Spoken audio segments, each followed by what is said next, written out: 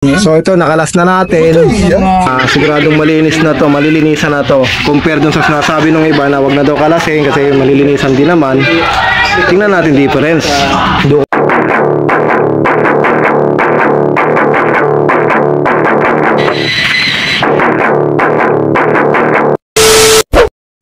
So ayan mga master, magandang araw ulit sa inyo.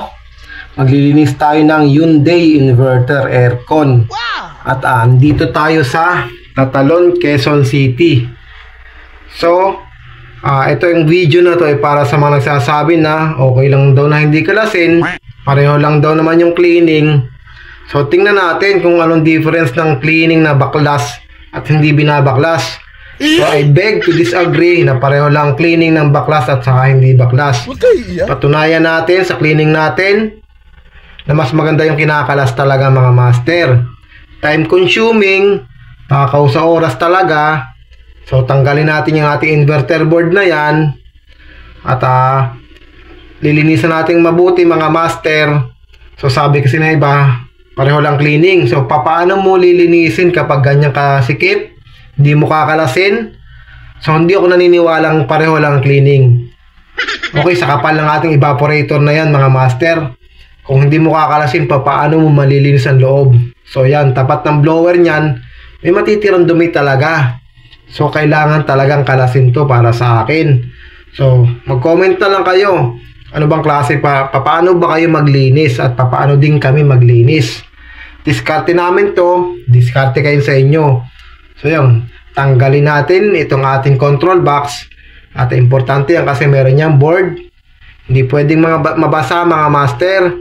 O kung sakali mang mabasa, huwag nyo munang gamitin, patuyuin nyo muna para sure. So yan, nakalas na natin. Hindi natin ipakita paano yung kalasin. Diskarte na lang namin yan kasi kanya-kanya naman tayo diskarte talaga. So tingnan nyo mga master, ang tapat ng blower, yung bilog na lang merong malinis. So kung hindi mo kakalasin, paano malilinis?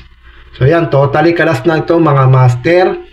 Inipon natin yung parts at ito, tatanggalin din natin yung ating fan motor para maklining na maayos.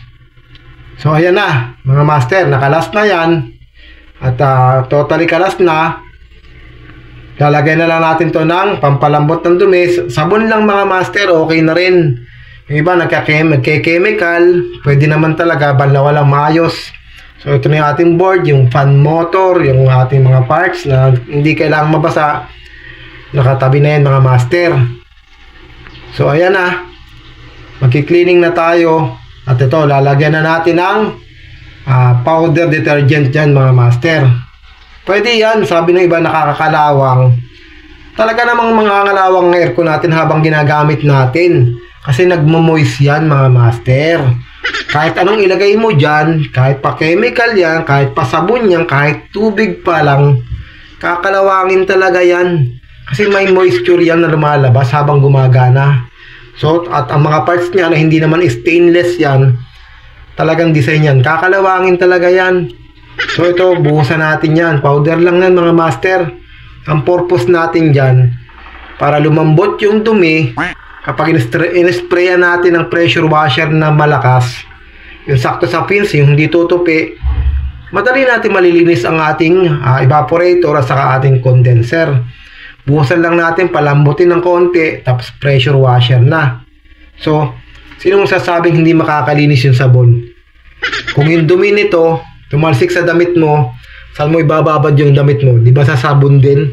So, nakakalinis ang sabon. Common sense lang, logic lang yung sinasabi ko mga master. So, ayan na, babara natin sabon, tapos sprayan na natin to. So, ayan. Meron din nagsasabi, yung ating point na nozzle daw ay mali. Walang mali sa paglilinis mga master hanggat hindi natutupi yung ating pins. Walang mali dyan. Kahit patagilid pa yung ating point ng ating nozzle, okay yan. Mahalaga, nalilinis talaga. Naka-align naman tayo mag-spray ng ating pressure washer at hindi tutupi yung ating fins. Kasi yung ating nozzle, design lang para sa aircon talaga saktong-sakto yung lakas. Kung mapapansin nyo, medyo hinahampas ko pa nga para yung nakadikit sa fins natin, matanggal talaga. Hindi totoo yan. Kung makikita nyo, minsan yung cleaning natin na ginaganyahan pas, iba yung cleaning ng tinututok lang. Mas natatanggal talaga yung nanunuot sa loob. So ayan o, lalo itong design ng ating Hyundai aircon na to, makapal talaga yung ating evaporator. So kailangan natin ng cleaning na matindi. Matyaga-tyaga lang mga master, huwag tayong nagmamadali. Huwag nating isipin yung quality, yung quantity pala, huwag nating isipin yung quantity na ating malilinis.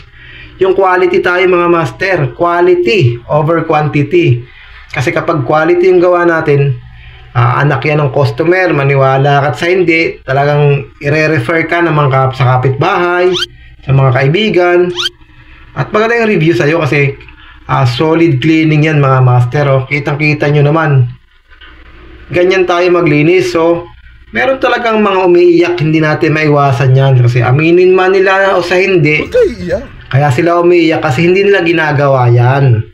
Kasi, ubos daw yung oras nila, hindi makakarami. So, tayo naman, bakit kailangan natin makarami? Naka-schedule tayo mga master.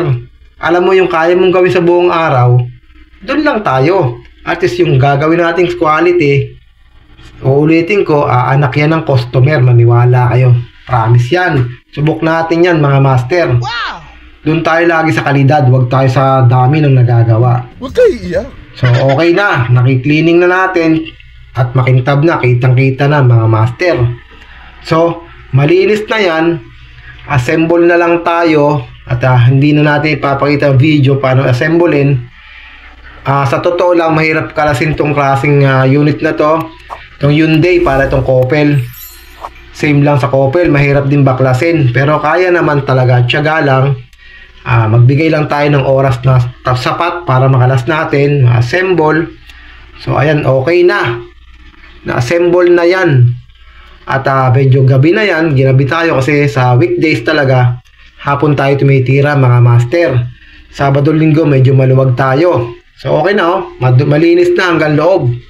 So kung hindi mo kakalasin yan, malilinis mo ba yung loob niyan mga master? Paki-comment nya. So okay na po, testing na tayo. At sa mga hindi pa nakasubscribe, subscribe na lang. Like, share, and follow mga master. Meron din tayong TikTok, lahat ng platform. Okay, thank you.